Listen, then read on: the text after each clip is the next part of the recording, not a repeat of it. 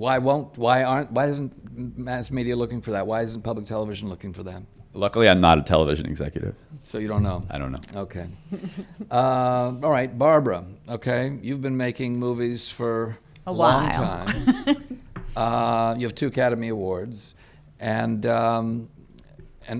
Yoni's picture got a Peabody Award, which is a very prestigious recognition, certainly in the media world. Is it getting easier?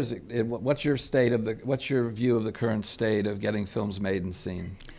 It's very difficult. It's always difficult. But the wonder and the greatness is that we just keep going, no matter how difficult it is. When there's no financing and people tell you can't do it, people will step up and they'll help you, and it's really worth it. Also, too, another problem is people are so hip to media that access is much less now than it was, unless the person is really there. I did a film called Desert One in 2019. And About it was the capture of the American hostages being held in Iran. Yes, and Jimmy Carter was president, and I knew that I had to talk to him.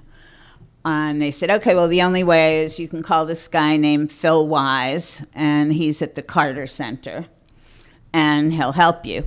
So I called him, and he would never call me back. So I decided to have a relationship with his answering machine, with his voicemail.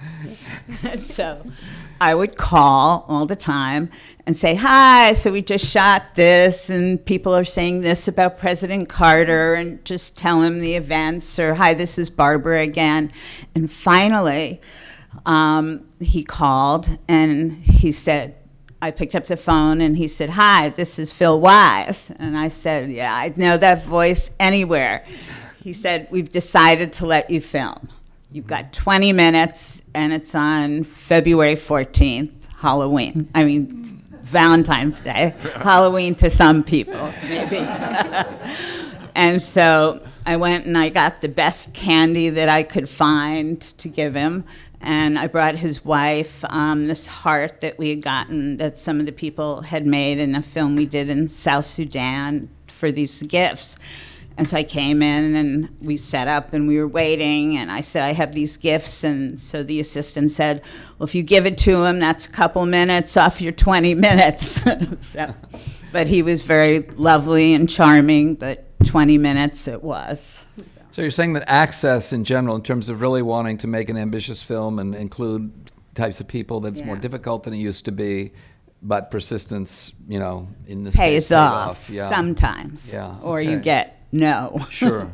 We'll come back to some of this too. Now, Bess O'Brien makes documentary films in Vermont and has had a big impact in Vermont for those films. So maybe just briefly, to get the money, to get seen, what are the opportunities, what are the challenges?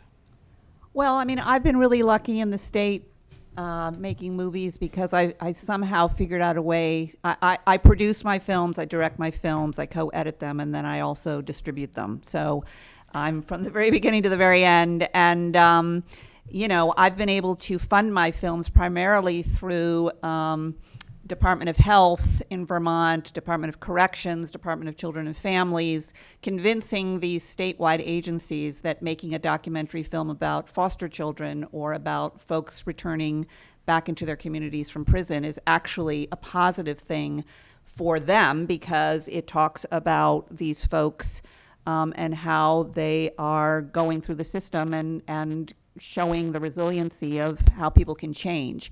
And I'm making a film right now about essentially the working poor in Vermont, people in Vermont who are food and housing insecure, a lot of people who have been in the hotels in the state. And, the access thing is interesting to me. I mean, I'm not, trying to get Jimmy Carter on the phone for sure.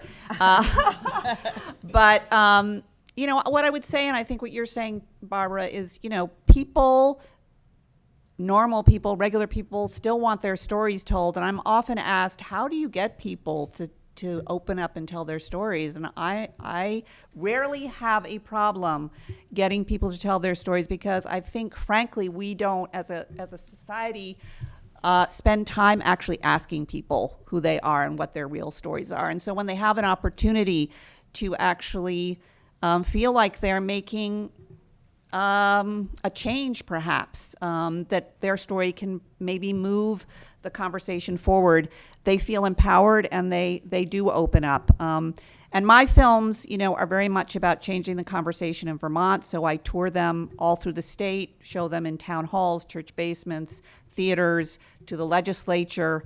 And I think local people seeing local people is a really powerful tool in creating, raising consciousness and starting dialogue around a particular issue. So documentary is important, and hopefully we can keep doing it. Yeah, I think also there's this sense that you could show a film made about the opioid epidemic that was made in Ohio or Texas or wherever, and not many people would see it. But you make a film about the opioid epidemic in Vermont, Vermonters are going to see it in large numbers. And so this notion of place-based cinema, which is also true of Yoni's series, I mean, very much Philadelphia. I mean, it played beyond Philadelphia, but I'm sure that the resonances in Philadelphia were particular and different and quite resonant. And maybe, you could even just mention that. I mean, just in terms of what happened as a result, generally and locally. I mean, the film played internationally in the first docuseries at the Berlinale, for example. But I think the thing that was most proud for me was we did like a partnership with the Philadelphia Library, public libraries, and showed a different episode in like 15 different branches, so that different neighborhoods could engage with different topics and bring in subject matter experts about, probation, or if you need your criminal record expunged, things like that. And sometimes have hard conversations, like people want to talk to their police officers about why something is not happening. Let the film be a force to do that. And that worked. Yeah, and we had to raise money for that. I mean, that was like, but there's, So they're the transition to, right. to free do impact. free screenings. They were free screenings, but it took a lot of time to organize Yeah. them and program them, and not all libraries in Philadelphia, not having great, beautiful libraries like here, don't have film screening capabilities. And well attended. Yeah. The screenings were packed and people were talking. Good. Caitlin, okay, you advise filmmakers to get access and have impact. And so some of your thoughts relative to this conversation. Yeah, I think, on the trajectory from getting your film made to getting your film seen, I'm on the getting your film seen side. And I think what all three of you have mentioned is there's a persistence and a perseverance that I think has probably always been necessary, but is perhaps more necessary now than ever, because some of the old infrastructure for showing films has broken down. Theatrical infrastructure has broken down quite a bit, especially after the pandemic, but it was already breaking down before then. And as everyone who is, breathing knows, the streaming apparatus is increasingly commercialized, which, means that there's kind of a very narrow range of topics and stories that get, supported on the major streaming platforms. And so filmmakers have to really be thoughtful, I think, and creative about finding places for their films to screen where they will be most resonant. So work like Philly DA did with the library system, the kinds of screening opportunities that Bess creates for her films, that is increasingly like the main way that an independent documentary gets seen. And even if a film has robust sort of commercial distribution, it's on Netflix, it's on Hulu, it has a public television broadcast, that audience is not always very known to filmmakers. There's not really that sort of direct connection between the creator and the audience. And so the non-theatrical opportunities on college campuses and in church basements and at nonprofit organizations and at state agencies and among activists and advocates for particular causes, that can in the aggregate actually create an audience that might not otherwise tune into the project, but with the kind of behind the scenes apparatus in place to get the films out to those audiences can actually create a very robust, viewership base. But as you say, like it takes, the screenings are often free to the end user, but there's an enormous amount of fundraising or grant writing that needs to happen behind the scenes to make that happen. So many of the filmmakers that I work with are, as they pursue commercial kind of mainstream distribution, are also building the airplane, to make sure that there's this kind of backup plan where audiences can see the film in non-commercial spaces or non-mainstream spaces. And that's where, social impact is often most resonant as well. A grassroots activist network, for example, watching the film, may actually use that film as a resource for its ongoing work, whereas an audience member that sees the film on a streaming platform is probably more on the sort of passive, entertainment side of the spectrum. So pursuing a distribution strategy that also creates some impact, whatever that means for that film, can be a way to, find some reward in a otherwise sort of, vapid commercial landscape for documentary film. And also film festivals. That's right, yes. Film festivals are magic. It's sort of like all the hard work is done, and then it's the dessert. Yeah. Right. Because you have live audience, you have people that are committed to cinema culture. They're sort of outposts for building cinema culture.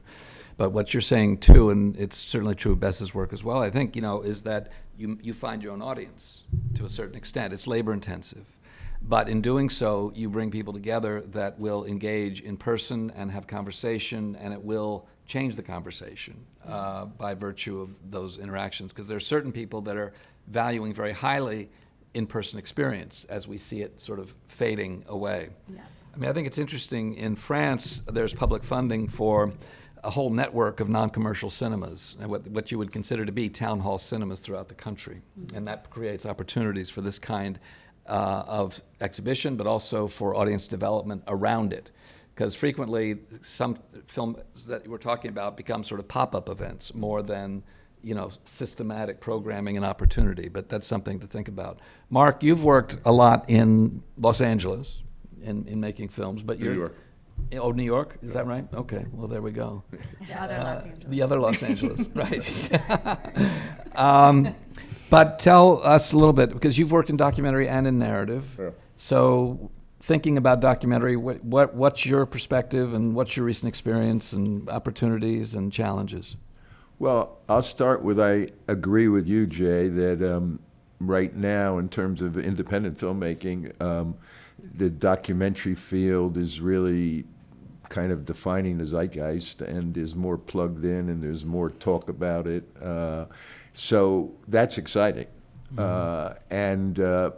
Even given what you were just saying about the commercial marketplace, I would say it's the best of times and the worst of times. The best of times in that if you want to be a documentary filmmaker or a nonfiction filmmaker, there are more opportunities than ever. In other words, the commercialization of the documentary world is part of its success as being accepted as legitimate, not just force-fed for your education or something that, you watch a white paper on a television network.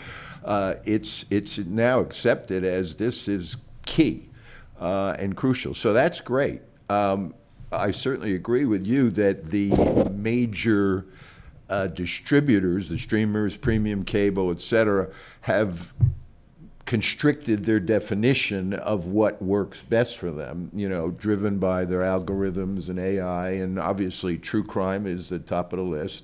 But that goes, back to tabloid newspapers, and that's fairly constant. And then the celebrity-driven documentaries, which is a mixed bag. Like you're playing one tonight, Joan Baez, but that is a fascinating film. I happen to have seen it, 2 weeks ago in East Hampton. Very moving and shocking, surprising. I didn't know anything about. So I think on one hand, like students at a college like this, you can graduate and you can find work and make a living in nonfiction filmmaking.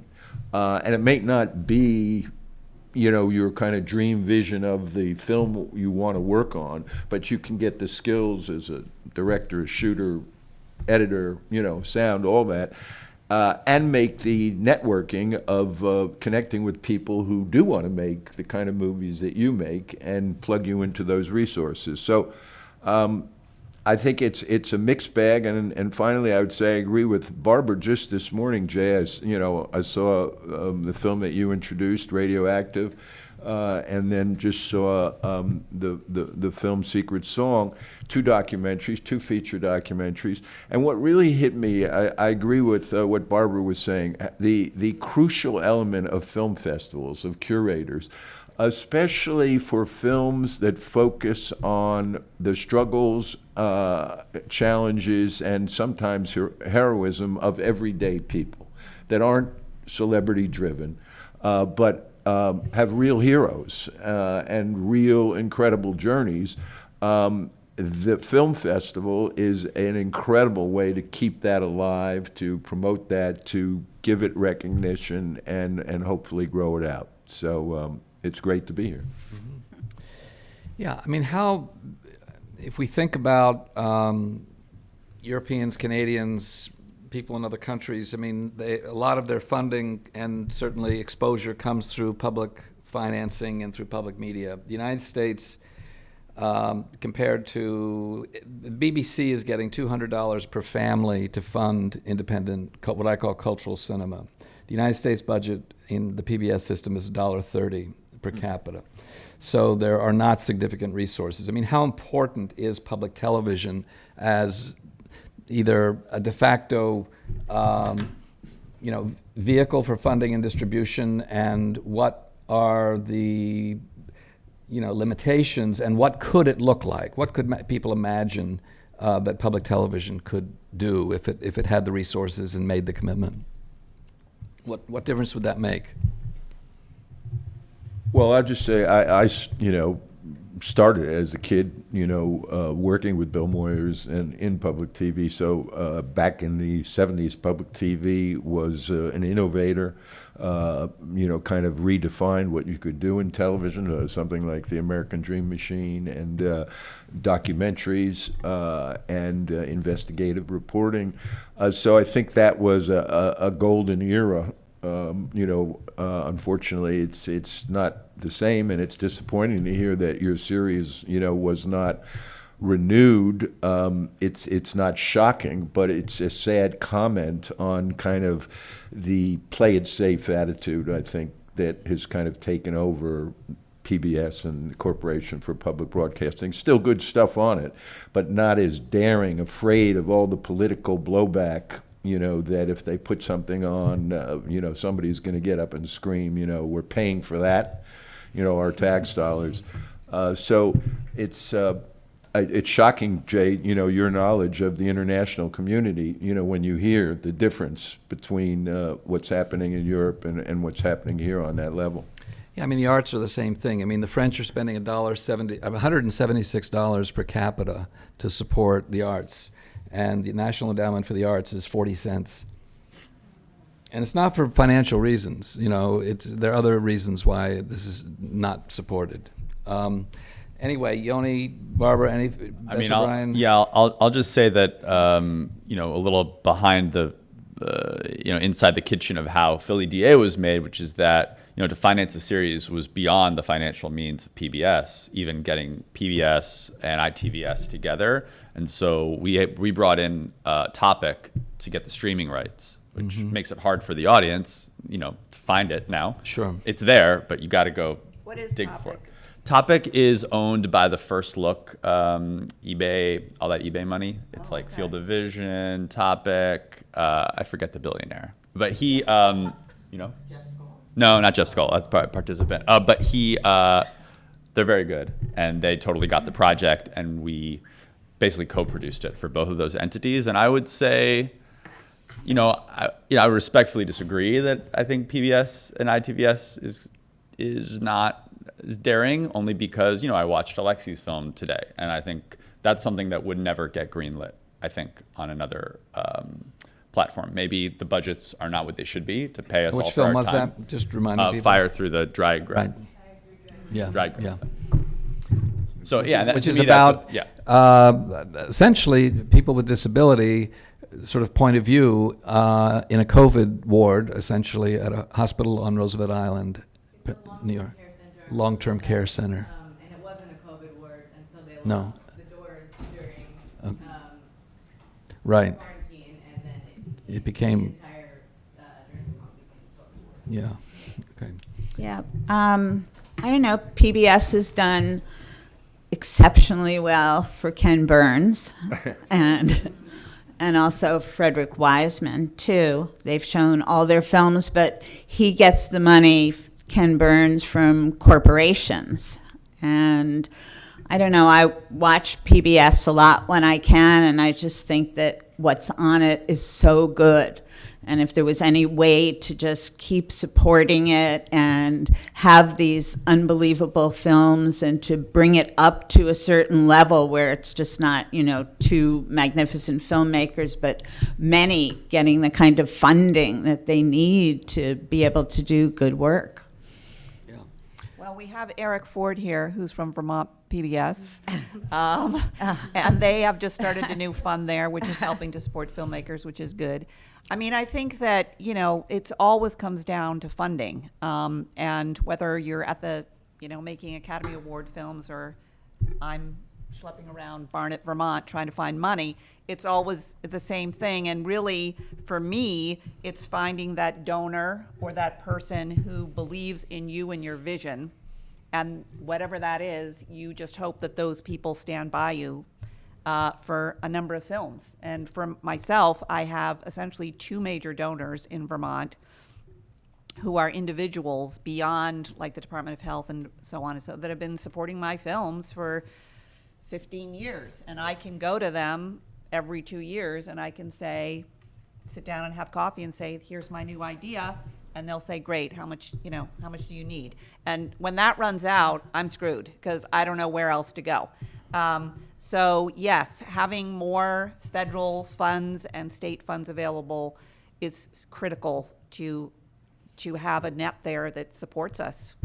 Well, it relieves the anxiety in some ways because you know where to go and you can get projects funded based on the merit of the project, and certainly in narrative film, it's all based on the package and the actors and the stars and the genre, and increasingly, as people are saying, and the well, even if it was the script as the primary consideration, we'd be in better shape. Mm-hmm. And American Playhouse, which was part of PBS, was an interesting vehicle for both documentary and narrative film for about 10 years, I guess. Did you work with American Playhouse at all? No. I mean, Errol Morris made Thin Blue Line through American Playhouse, I know, and there were some docs that got made there. And it was a $12 million a year program. Half of it came from Congress, half was raised from foundations and corporations. They made about a dozen movies a year on budgets of between $1 and $2 million. Actors sort of wanted to be in it because it was sort of a prestige vehicle. Quality. And also they made deals then with Miramax and the independent distributors, so the films would be theatrically distributed, then get a video distribution, and then get a PBS distribution. So it was multi-platformed, multi-layered, and it was really a good program, underfunded, but what it was doing was good. And it was defunded by Congress because they made Longtime Companion, where people were focused on AIDS as an issue. Friends got together with a colleague who got AIDS, and so that precipitated a firestorm, and it was defunded, basically. I remember when it happened. Now, Caitlin, you've been working some also. I'm just curious in terms of what you're seeing out there in terms of funding, and also a variety of different outlets for exhibition, including like OpDocs on New York Times and sort of premium web exposures that, unlike streaming, get featured and seen. So just some of your thoughts there. Yeah, I think there's a tremendous potential for kind of growth and more robust support for what has emerged in the last few years as platforms for shorter form documentary, which has historically been harder to sell in the marketplace, but is a more accessible way to make a film because they're shorter and they cost less money sometimes, often. And they're also a good entry point for new filmmakers who are starting out and are cutting their teeth. And I think there has been historically a big gap between what you can do with a short form documentary and then the road to the feature documentary. There's there's not this kind of easy stepwise path. It's like, okay, that's a whole other world. I think what The Guardian and the New York Times have done, the New Yorker, Condé Nast is, expanding some of their film, editorial film programming into their other titles as well. I think that is, an opportunity for growth in this space. I think wherever a journalistic ethic can enter the marketplace, we have a synergistic kind of set of values that are supporting films. What's difficult when the only place to go is a small number of PBS strands or PBS local stations, or the sort of commercial behemoths, is you have filmmakers who can't really make the projects that represent the full spectrum of their investigative curiosity and their desire to tell a highly localized but very nationally resonant story or whatever. It's like you're catering always to where the money is going to come from, or you have to take that into consideration if you're savvy. So I think when there's a journalistic sort of backer or platform, you can be a lot more ecumenical in what you're interested in making a film about, because it might have all of these kind of, pathways to entry. You asked before about sort of what could we envision, PBS as, or public broadcasting opportunities as, and I think one of the places where there is some infrastructure, but where it could be better, is on the community engagement side, because who is watching these films? They're the public. They're the people who are, whose tax dollars are going to their state and, in some cases, if you're in New York City, your local PBS affiliate. How will you know about the programming unless there's some community engagement beyond just the sort of base PBS viewer, which is a fairly narrow demographic? So if we want to kind of make more democratic the PBS viewership, I think we need to build into that funding structure and the programming structure, the community engagement that actually brings new viewers in, younger viewers, viewers of color, LGBTQ viewers, people with disabilities, et cetera, all of the kinds of people who should have access to public media. And many, as many of you may know, many local affiliates do have some community engagement money, but it is so small. It is so small. And often I am approached by state or local affiliates who say, we want to do social impact work. We want to reach the community. We have a film that has public health impacts, and we want to reach the public health community. But we only have $5,000 or $10,000, and they have to also raise the funds, often from grant supporters, to make the community engagement work. So that's a place where I think there could be more of a full circle sort of, apparatus where you have funding to make people aware of the content, and then you understand who you're serving as your audience, and then maybe a second Philly DA gets made, because we hear it's not just, you guys did an incredible impact campaign, but every film that's on public television should have that level of impact, and potentially not as self-funded as you guys had to be. More public support for that would make such a broader impact, and then feed into the intelligence that you need to say, okay, well, this is the kind of content that engages people and is resonant for people. I'm going to just ask one more question, then we can get to the audience. But does anybody think that the questions of media literacy are important at this stage of the game, that in terms of younger audience that is exposed to documentary, understands documentary, isn't simply responding to sensationalism or superstars in movies? How do we begin to open up and broaden the sort of aesthetic range of material that can be seen, digested, and discussed? Any thoughts on any of that? Just some states in the United States do have media literacy standards in schools, although it's something that should also apply to adults, through libraries or whatever. I'm just wondering if anybody has any thoughts, any experience in that realm. I'm trying to teach my grandchildren that commercials are something to be avoided. That's, I think, at age 2.5, kind of the beginning, because they watch some of these cartoon shows in the morning. My daughter lets them watch. And when a commercial comes on, I like to sit down with them and kind of start to tell them, look, see, they're trying to get you to buy this, and see, you don't want that. Well, that's part of media literacy, is to I think that's the first lesson. give people know what they're watching. Exactly. Yeah. Right. Well, my son, who's 2, doesn't even know what a television is. It's reading. Right. And he's read to all the time, and he sings. He knows so many songs, and it's so much better. I mean, I would say that every film that I've seen so far in the festival, I walk out, and first thing I say is, why doesn't this have major distribution? And like the film last night, what was it called? Dusty and Stones. Oh my God, what a fabulous It film. was great. And, it's like the guy barely has distribution. It's like, I have no idea why that is. But the other thing that I say to myself in all these films is every single one of these films should be shown in schools. Every single one. Because kids would love them. It would be such a great talking point. It would bring up so many issues. And so, like, its distribution, I often think, like, once again, schools don't have money, but if they did, or they had a vision to, like, go to film festivals and just choose films to just pepper their entire academic year with 20 different documentaries on 20 different topics, and have everybody, in 5th grade, 10th grade, whatever, talk about that film for a week. I mean, fabulous, fabulous. It could also be great is if somehow we could make students the ambassadors of picking films that they want to show. Sure. And they would trade off with each other, and there would be discussion, and they, all be of equal age and sensibilities. And I think that could start to really bring in more film literacy and let them really see it.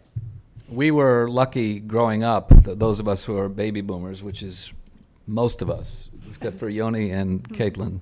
Bess is on the tail end of it. But anyway, cinema was so exciting, It was so exciting. Harlan County, huge sensation when it came out. And during that period, really, you were, it was the 60s that started it, and it reached into the 70s. But Godard and Frederick Wiseman and, just the film culture was exciting, and young people felt that way about it. Maisels, yeah, absolutely. Even the experimental filmmakers. Sue Friedrich's here this weekend, and she's fabulous and a real trailblazer. Anyway, let's open the door a little bit to some conversation. So I'm Fred Dunnington. I was a town planner in Middlebury for 32 years, and I retired in 2013. But about 30 years or 25 years ago, when we're in there, we got into the draft, as it were, behind Burlington, trying to get the cables companies to fund local public access. And we were able to work out something more friendly than Bernie Sanders that was able to. They resisted him in Burlington.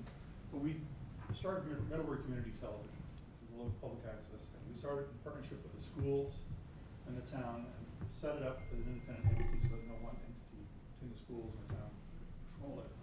And we were able to get a lot of equipment, facilities. So now the library has a dedicated place for equipment. If someone wants to make a local film on something, talking about community engagement, that's what it was all about. And it hasn't really turned out to blossom as much as I thought it would in that sense. There have been some really great creative things done. But it's now an integrated part of the community and the library. And they're talking about a new library, and absolutely Middlebury Community Development is part of it. And there's town money in it, there's school money in it. It's not that schools don't have money. They do. You're right. They just, yes. And I think that's way below the league of wonderful kind of quality of work and films that you do, but I think I saw it as about pipeline.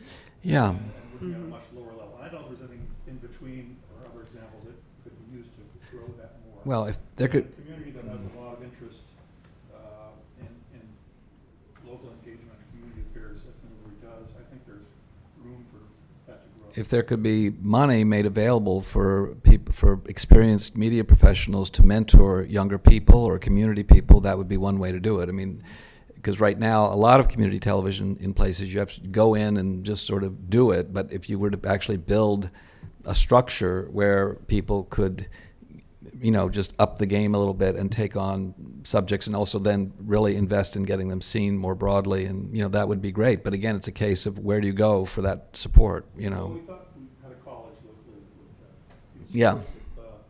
people, students who would also come in, and that merit never really happened. Yeah.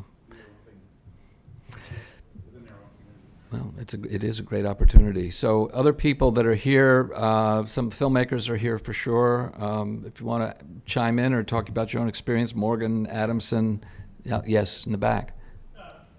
Fred, thanks for the shout out to Middlebury Community Television. I'm the executive director of MCTV, which is top floor next door.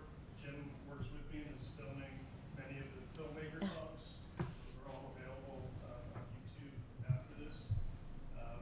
We do a lot of work with kids, particularly in the library, and I think it's great to recognize the role that community television as well as public television can play. It's a much smaller shoestring. I think Bess's point about getting content out to schools is important.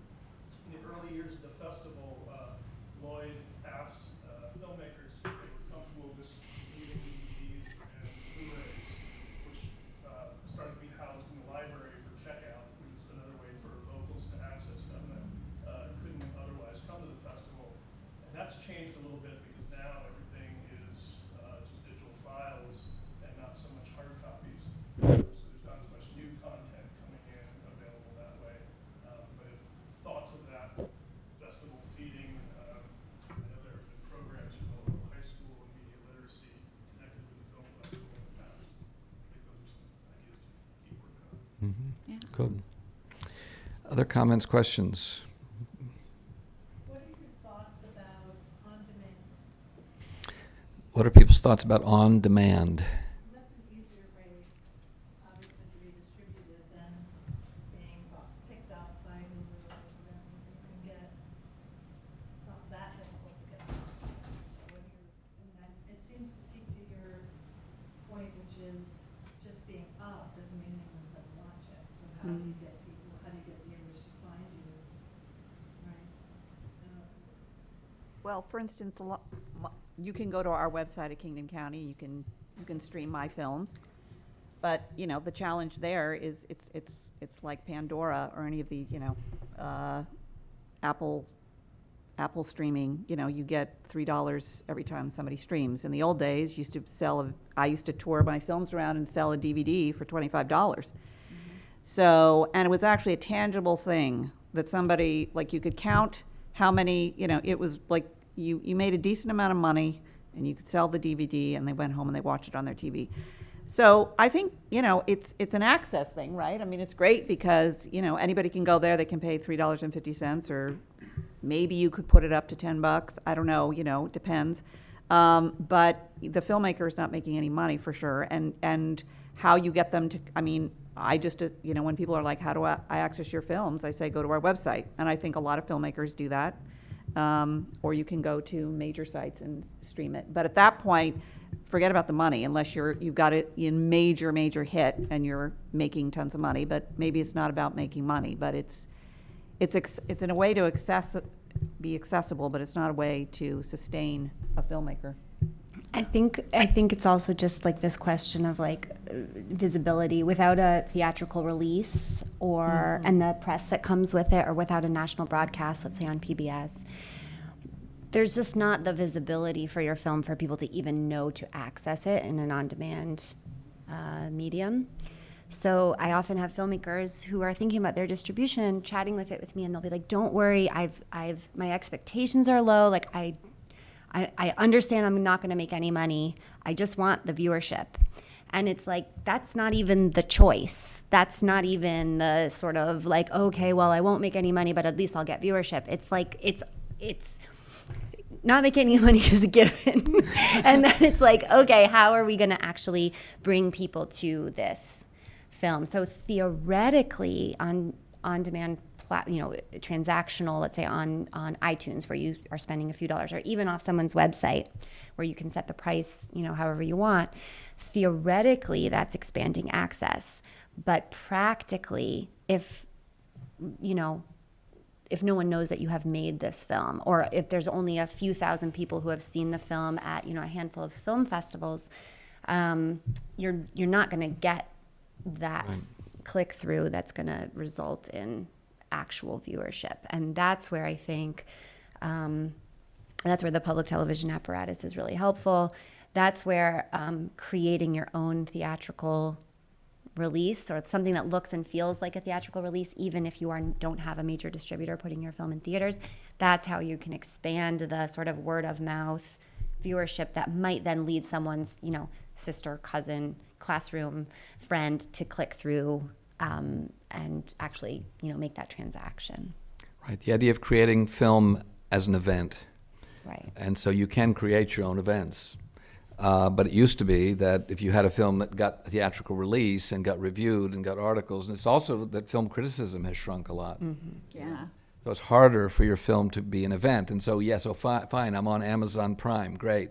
Well, are you on the homepage of Amazon Prime? No. Along with 5,000 other films.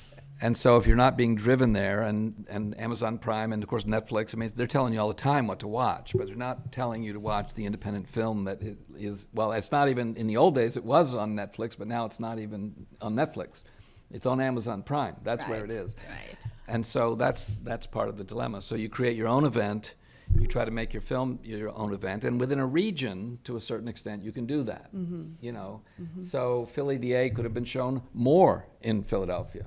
I'm sure it could have been just played block to block at some level and would have attracted. The irony is actually the local PBS station did not show Philly DA.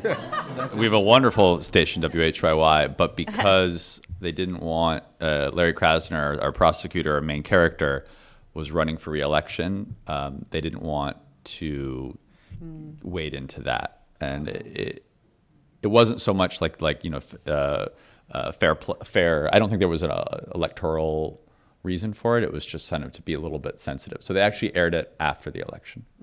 So they got it like a year later. Yeah, well, And I also think, too, that, independent theaters are really struggling.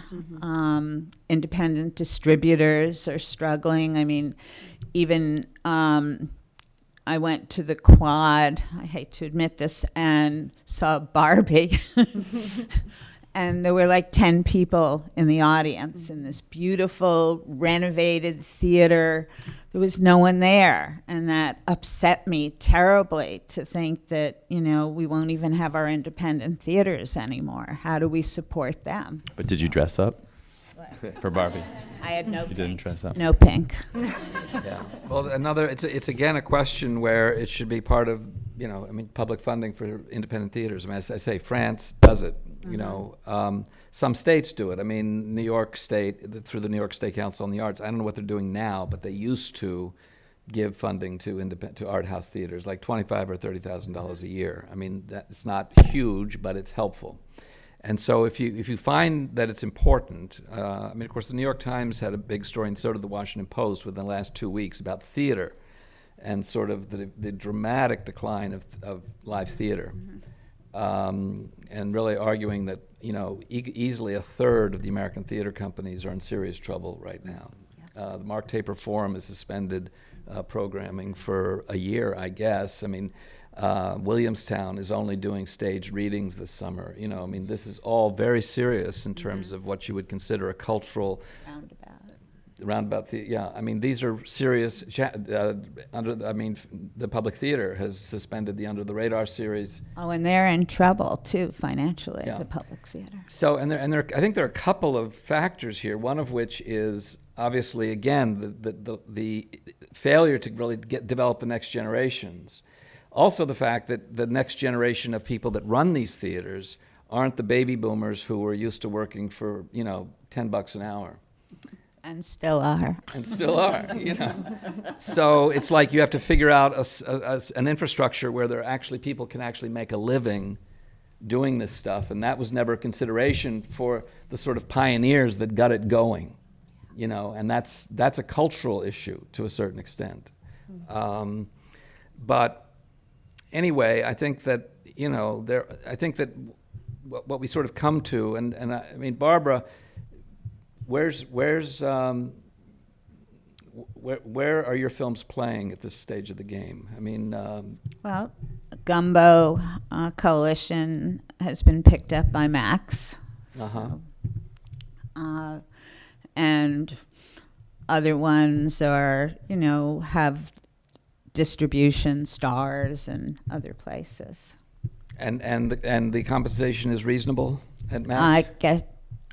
I don't know, no.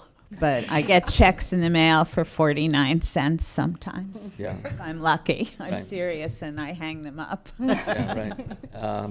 Yeah, because that becomes part of the struggle. I mean, Eric Ford is here, as Bess pointed out, local PBS officer in charge of programming, and also this Made Here initiative, where he has been screening regionally made documentaries, mostly some narrative, yes?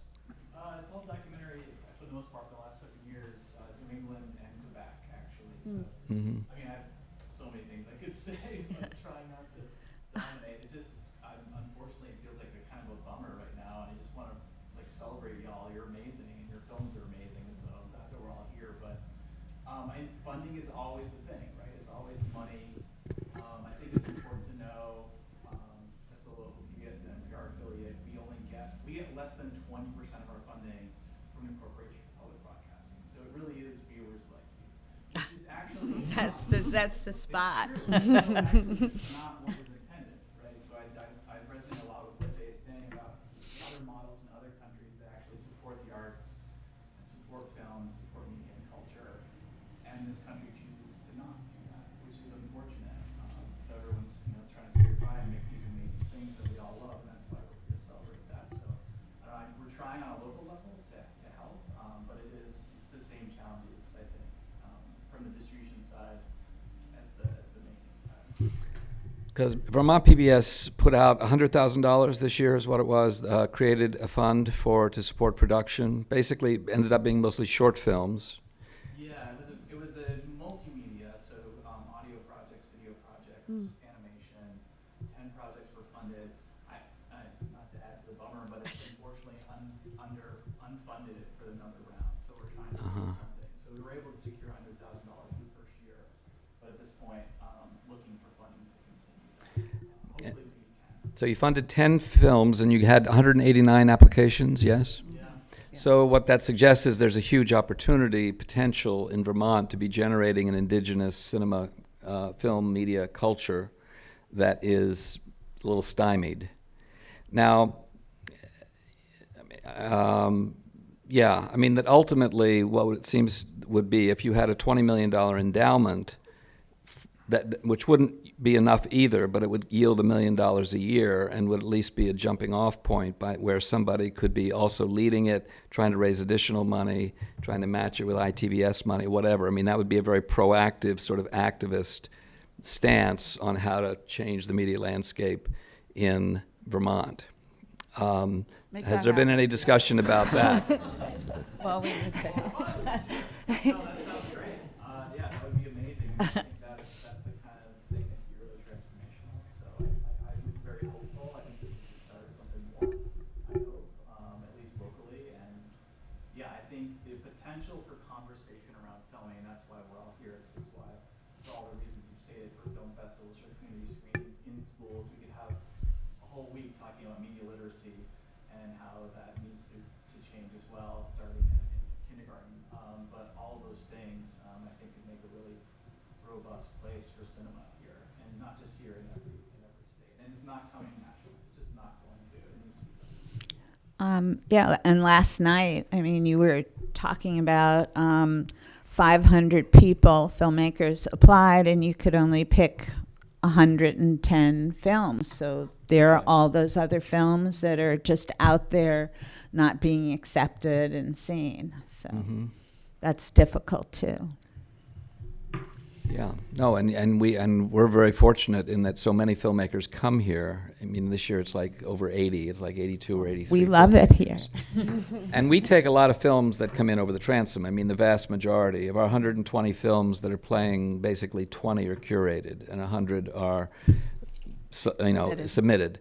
And that's sometimes a problem at festivals too, is that they're not really open to submitted films. They're curating off of other festivals.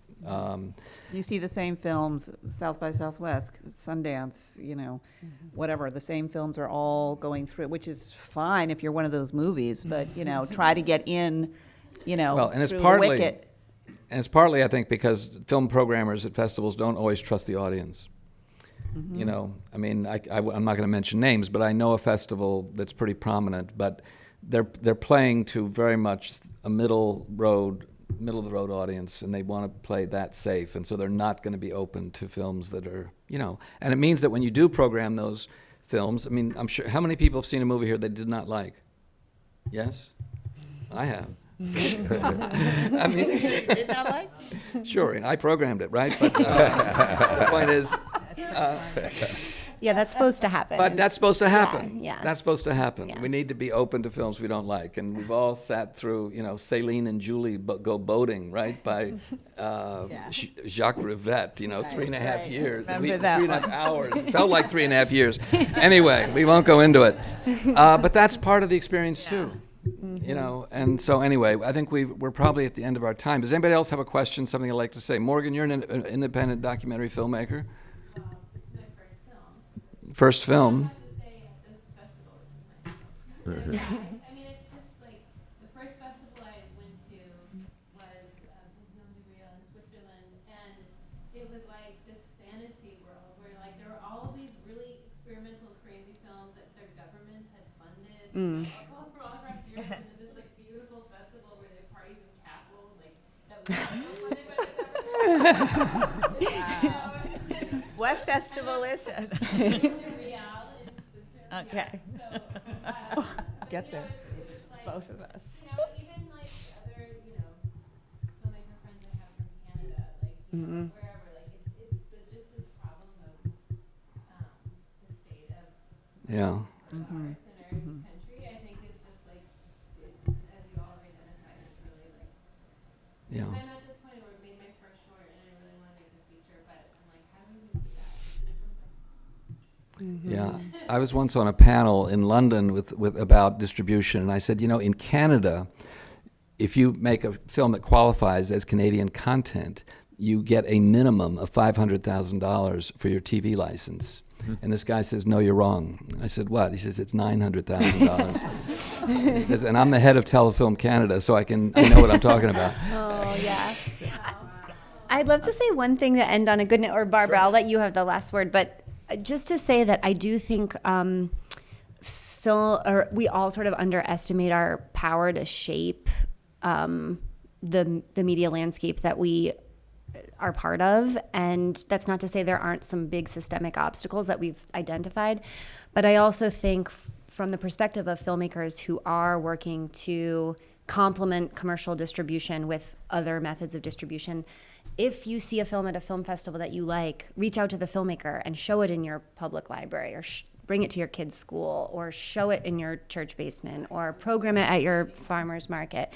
There is actually, you'll get an email back right away. There is a structure for doing that. And I think the more you can sort of advocate for that kind of localized, ground up exhibition opportunity, you support every piece of the ecosystem. You support the filmmaker, you undermine the sort of commercial Goliaths that are setting the stage otherwise, and you are bringing a piece of independent media to your community that might not otherwise have a chance to get it, or might have one chance to see it on public television at 2 a.m., So I would say, as sad as the reality might sometimes be, there is also a a huge opportunity to kind of shape that system if you take some initiative. Which also then opens the door to identifying local facilities that could be used for film screening, and also, frankly, learning some marketing skills. And it doesn't have to, because that's part of what will get people there. And you can. Yeah, especially if you know your own community, you know how to reach them. Right. And so it totally, and independent films never saturate their audience. That's one of the great things we can say, right? I mean, we could take Harlan County on a tour through Vermont right now and get people who never even heard about it, and they'd love it. And so it can happen. But you need people to be doing it. I tell film students sometimes, if you're not going to end up making movies, end up showing movies. End up really building film culture in your community. And it's fun. I just wanted to say something. I never forgot this, and it's about funding. And it was at the Academy Awards, and a young woman stood up and she got an Academy Award for her short. And she said, "My dress cost more than the budget of my film." Okay. Well, I also know there's a distributor here, Marc Mosseri. He was here. He left, but if you find him, talk to him. If you're a filmmaker, he has picked up a number of films out of this festival, and first run features, Icarus, and they do what they do, and it's tough for them too. And I was actually hoping he was going to stay because I was going to ask him to say something. But thank you to everybody who has come and for being a part of the festival, and thank you very much for the panelists.